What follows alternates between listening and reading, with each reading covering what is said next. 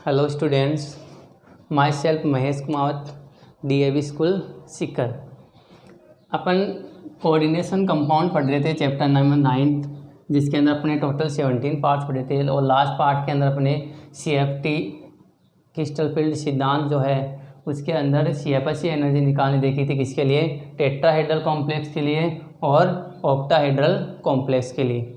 आज के इस वीडियो के अंदर अपन मैग्नेटिक मूवमेंट यानी चुंबकीय आघूर्ण जो है उसके बारे में पढ़ेंगे। चुंबकीय आघूर्ण या मैग्नेटिक मूवमेंट किसके अंदर पढ़ेंगे? सबसे पहले ऑक्टाहेड्रल कॉम्प्लेक्स के अंदर अष्टफलकीय संकुल जो बनता है उसके अंदर मैग्नेटिक मूवमेंट पढ़ेंगे। मैग्नेटिक मूवमेंट को रिप्रेजेंट करते हैं म्यू से। किससे करते हैं? म्यू से। और उसकी यूनिट जो है वो क्या होगी? बोर मैग्नेटॉन, BM होगी। क्या होगी? बोर मैग्नेटॉन या BM बोलते हैं शॉर्ट में। तो मैग्नेटिक मूवमेंट जो होता है उसको निकालने के लिए अपने पास एक फॉर्मूला होता है। कौन सा? √n+2। इस फॉर्मूले से अपन क्या निकालेंगे? चुंबकीय आघूर्ण या मैग्नेटिक मूवमेंट निकालेंगे। यहाँ पे n जो है, n बराबर क्या होता है? Number of unpaired electron in d orbit, है ना। या हम कह सकते हैं d कक्षक जो है, d कक्षक में उपस्थित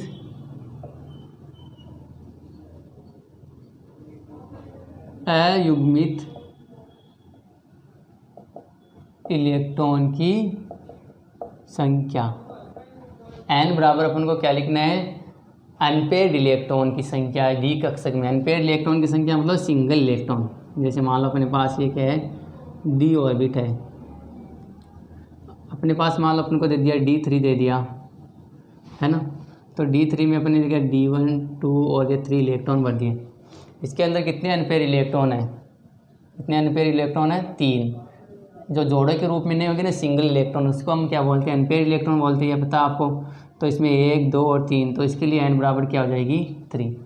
अगर जैसे मान लो आपको D8 दे दें तो D8 को अपने से भरेंगे 5, 6, 7 और 8। तो इसके अंदर n की वैल्यू कितनी हो जाएगी? 2।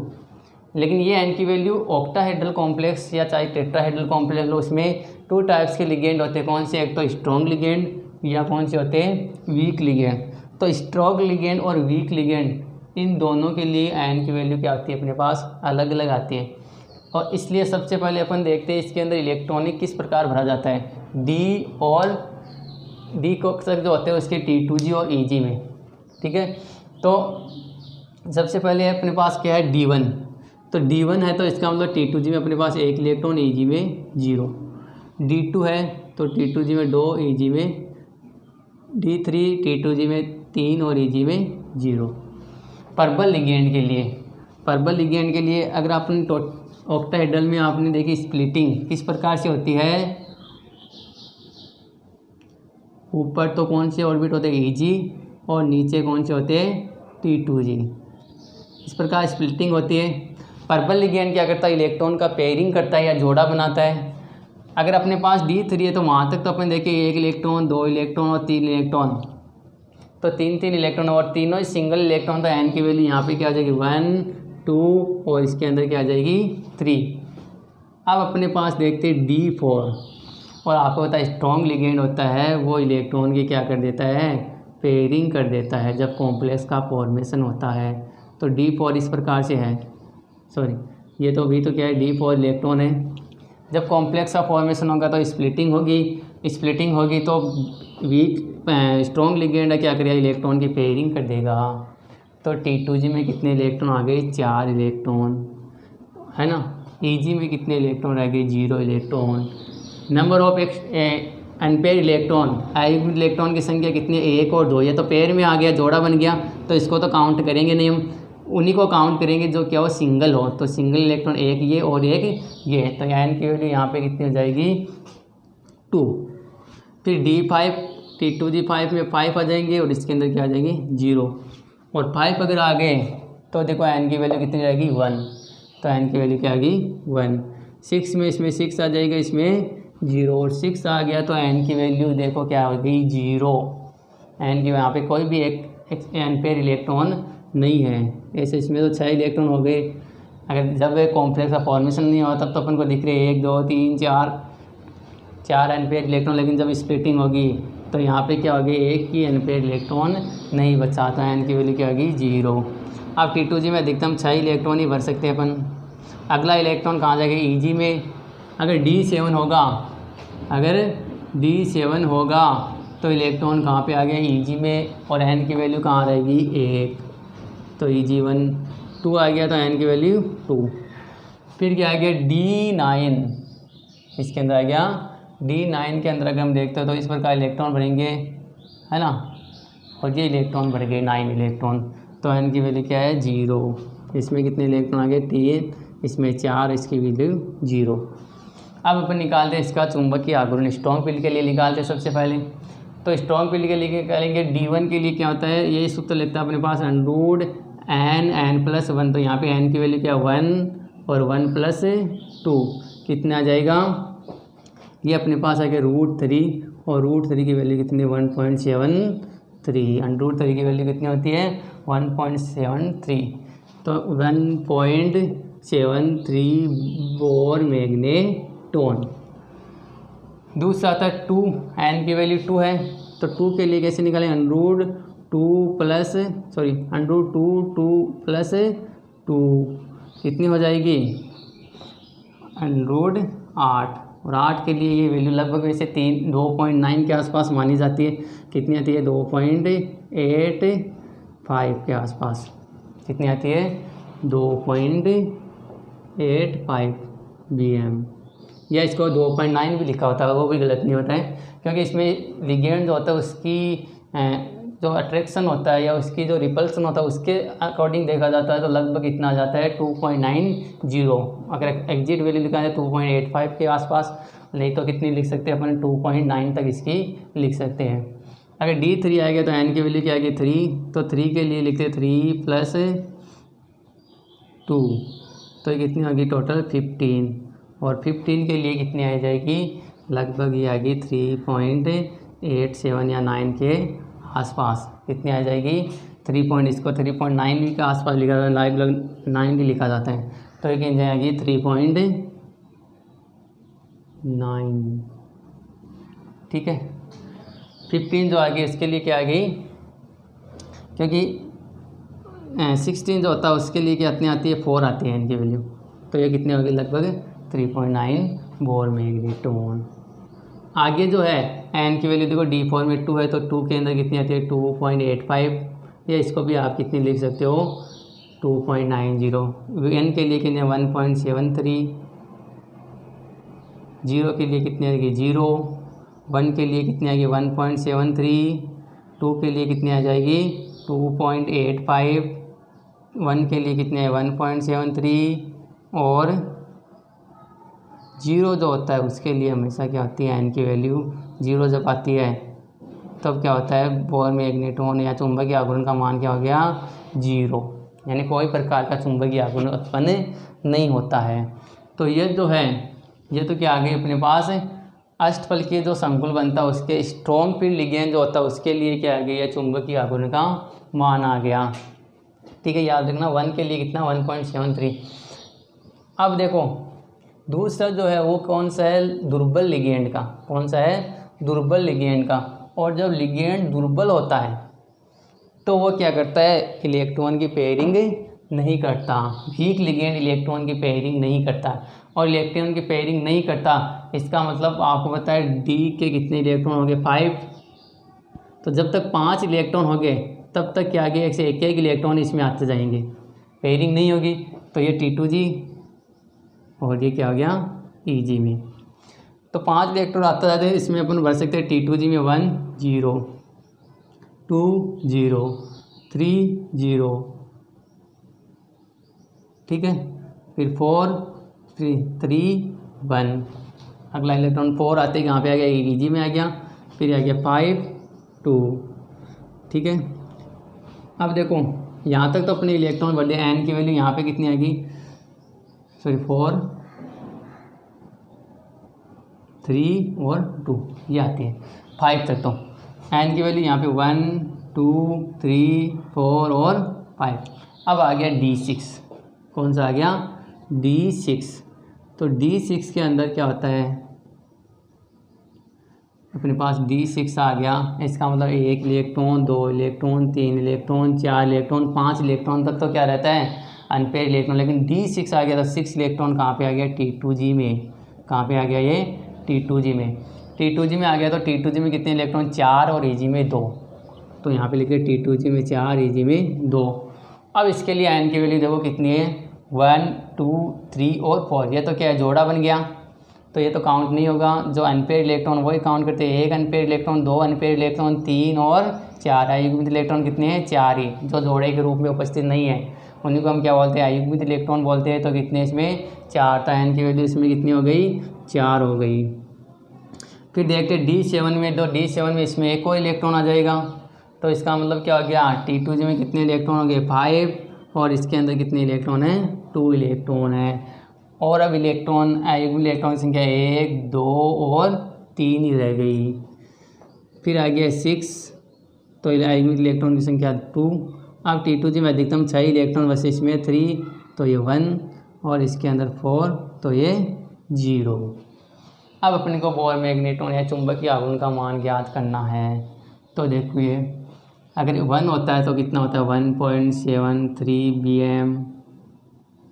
अगर 2 होगा तो 2 के लिए कितना आता है? 2.85 bm। अगर 3 होता है तो 3 के लिए कितना होता है? 3.90। और अगर 4 होगा तो 4 के लिए अपन ज्ञात करेंगे। 4 के लिए क्या होता है? √4 4 + 2 कितना आ गया टोटल? √24। तो 4 के लिए लगभग कितना आता है? 4.90। ठीक है। 5 जो होता है 5 के लिए ज्ञात करेंगे तो 5 + 2 कितना आ जाएगा? टोटल √35। और इसके लिए कितना आ गया? 5.91 बोर मैग्नेट्रॉन। अगला आ गया 4। तो 4 के लिए कितना आ गया? 4.90। 3 के लिए कितना आ गया? 3.90। 2 के लिए कितना आ गया? 2.85। 1 के लिए कितना आ गया? 1.73। और 0 के लिए क्या आ गया? 0। अब देखो आपको क्वेश्चन जो है वो किस प्रकार से पूछे जाएंगे। ये तो अपन देख लिया कि D1 से लेके D2 तक चाहे स्ट्रॉन्ग फील्ड लिगेंड हो चाहे वीक फील्ड लिगेंड हो, मैग्नेटिक मोमेंट जो है उसकी वैल्यू कितनी आती है। ठीक है।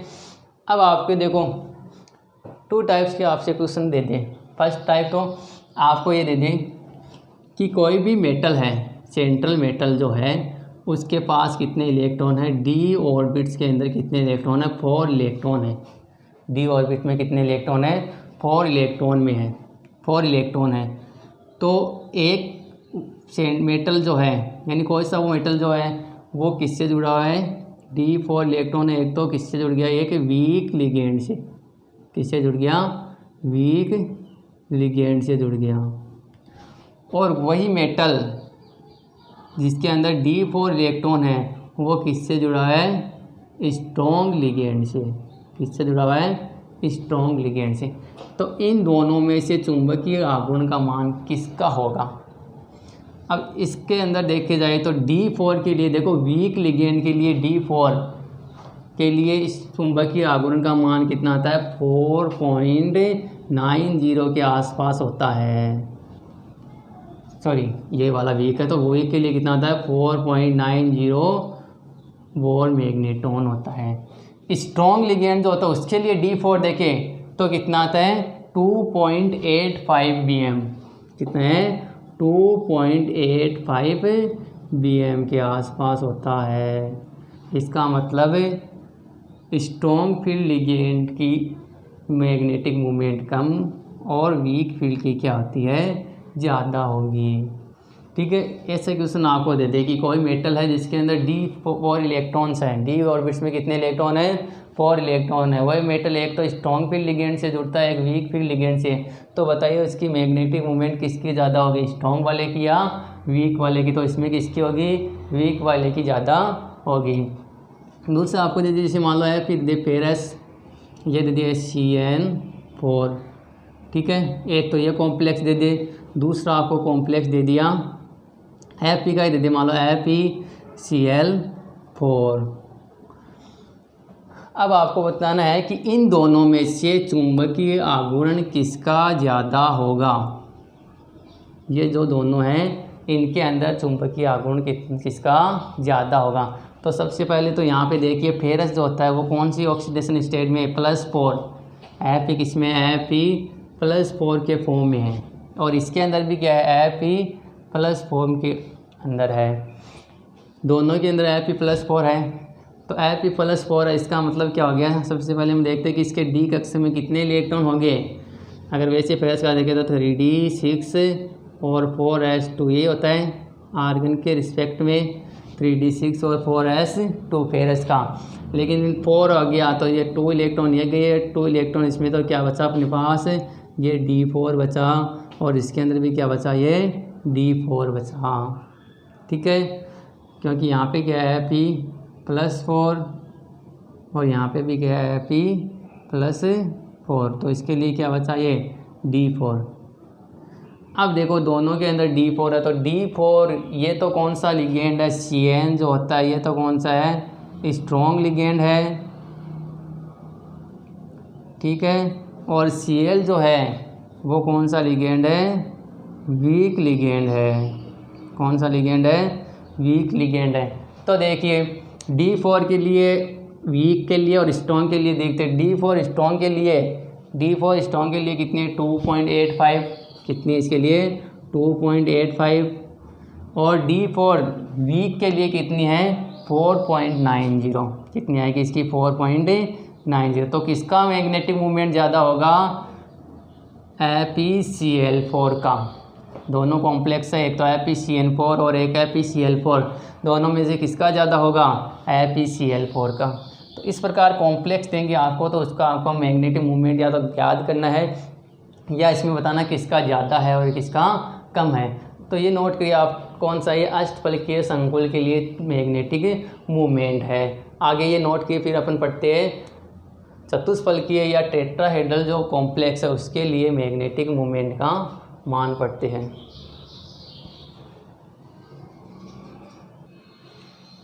तो अब पढ़ते हैं अपन आगे चतुष्फलकीय संकुल के अंदर जो चुंबकीय आघूर्ण होता है, चतुष्फलकीय संकुल में चुंबकीय आघूर्ण, ठीक है। तो सूत्र तो वही होगा N+2 वाला। इसके अंदर देखते हैं चतुष्फलक के अंदर एक तो प्रबल लिगेंड का और एक कौन सा है दुर्बल लिगेंड का, या स्ट्रॉन्ग लिगेंड और वीक लिगेंड के लिए, ठीक है।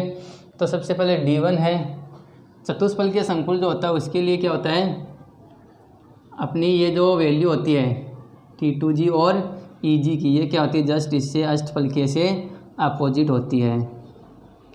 अष्टफलकीय के लिए क्या होती है T2G, लेकिन इसके अंदर क्या होती है EG और T2G, क्या होती है EG T2G, EG T2G, EG T2G, क्योंकि टेट्राहेड्रल कॉम्प्लेक्स जो होता है उसके अंदर क्या होता है EG की एनर्जी कम और T2G की क्या होती है ज़्यादा होती है। EG की एनर्जी कम और T2G की एनर्जी क्या होगी ज़्यादा होगी। तो पहले क्या आएगा EG और बाद में क्या आता है T2G।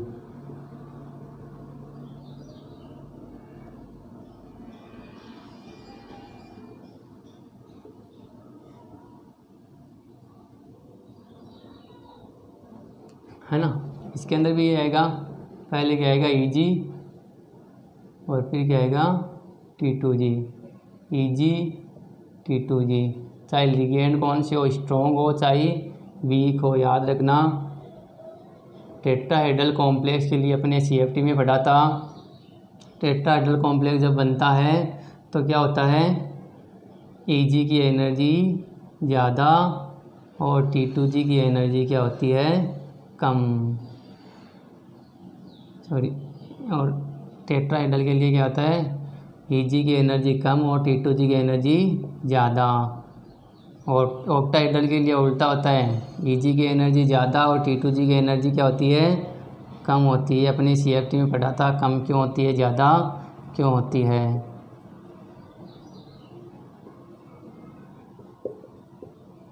और ये भी क्या हो गया, Eg और T2G। अब इसका इलेक्ट्रॉनिक कॉन्फ़िगरेशन देखते हैं। इसमें स्प्लिटिंग होती है, अपने पढ़ा कैसे होता है, CFT के अकॉर्डिंग ऊपर नीचे तो कौन से हो गए Eg ऑर्बिट्स और ऊपर कौन से हो जाते हैं T2G ऑर्बिट्स। ये होती है स्प्लिटिंग। D1 के लिए आएगा तो एक इलेक्ट्रॉन Eg में आ जाएगा, Eg में एक इलेक्ट्रॉन और एक सिंगल इलेक्ट्रॉन है, इसका मतलब क्या हो गया, n की वैल्यू 1।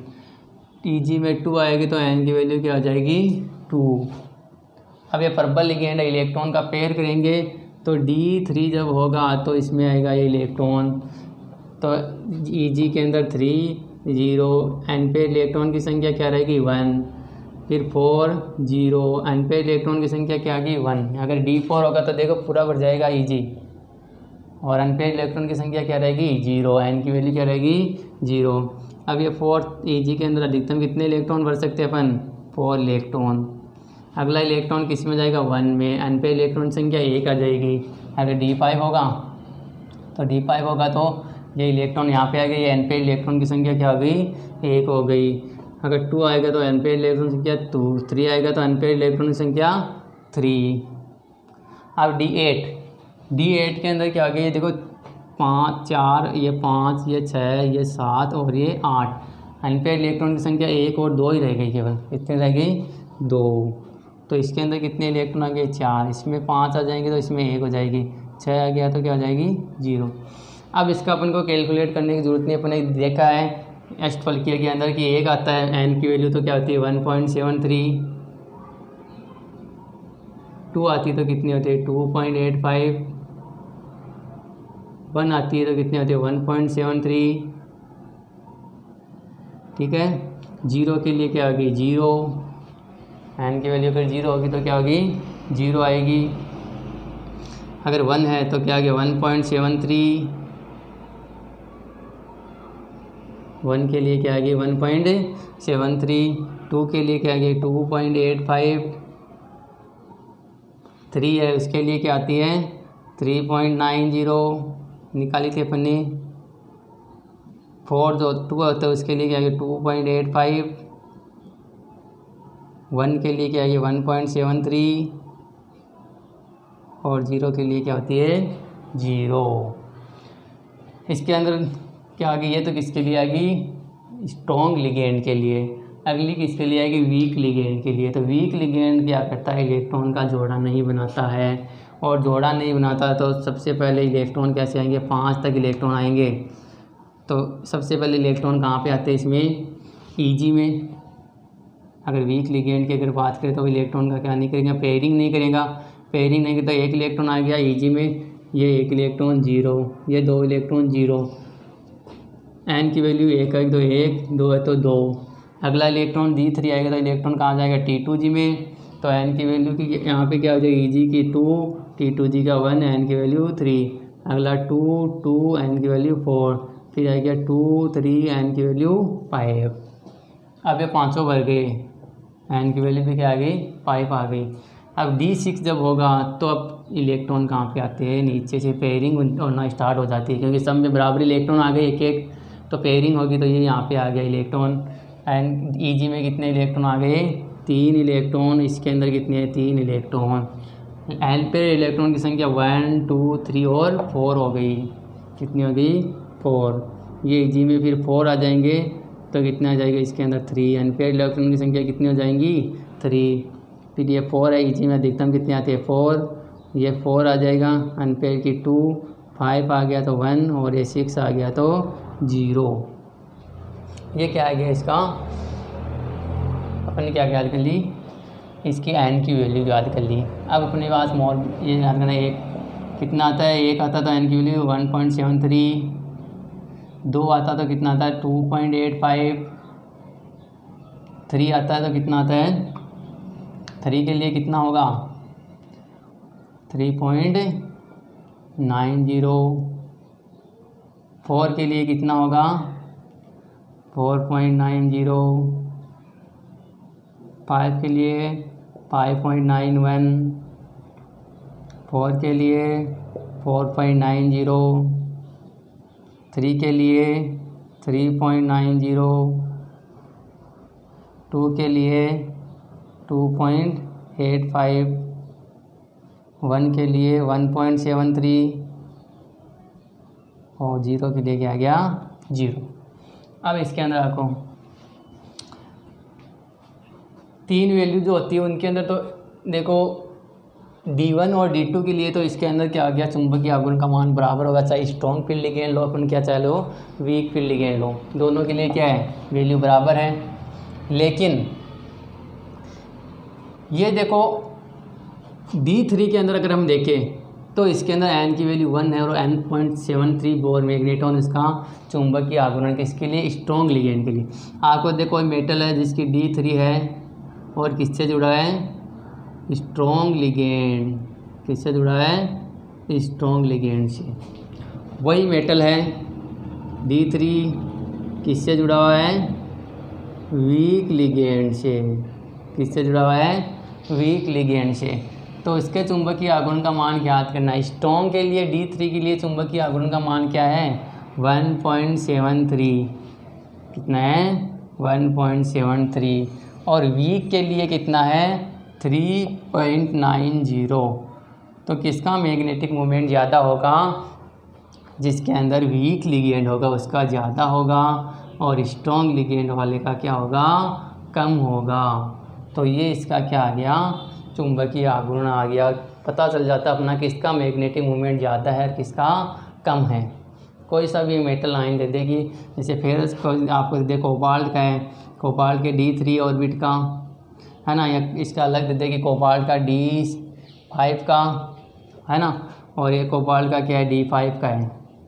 एक तो स्ट्रॉन्ग लिगेंड का और एक किसका है वीक का है, ठीक है। तो स्ट्रॉन्ग लिगेंड के लिए D5 देखते हैं तो कितना आता है 1.73, और वीक लिगेंड के लिए अगर D5 का देखते हैं तो कितना आता है 5.91। तो इसके लिए तो कितना आएगा 1.73 और इसके लिए कितना आ जाएगा 5.91। तो इसका क्या हो जाएगा मैग्नेटिक मोमेंट ज़्यादा हो जाएगा। इस प्रकार से आपको क्या ज्ञात करना है, इनका मैग्नेटिक मोमेंट ज्ञात करना है। ऑक्टाहेड्रल कॉम्प्लेक्स हो चाहे टेट्राहेड्रल कॉम्प्लेक्स, दोनों के लिए स्ट्रॉन्ग फील्ड का और वीक फील्ड लिगेंड जो होता है उनके लिए मैग्नेटिक मोमेंट का मान क्या आता है डिफरेंट होता है। तो इस प्रकार से अपन इससे हम क्या ज्ञात कर सकते हैं, हमें यह भी पता लग जाता है कि एक समान प्रकार का मेटल जिससे समान प्रकार की ऑक्सीडेशन स्टेट है और उससे अलग अलग लिगेंड जुड़े, एक स्ट्रॉन्ग लिगेंड और एक वीक लिगेंड, तो किसका मैग्नेटिक मोमेंट ज़्यादा होगा, स्ट्रॉन्ग का होगा या वीक का। तो इससे n की वैल्यू निकाल के अपन क्या निकाल सकते हैं, उसका मैग्नेटिक मोमेंट निकाल सकते हैं। Thank you.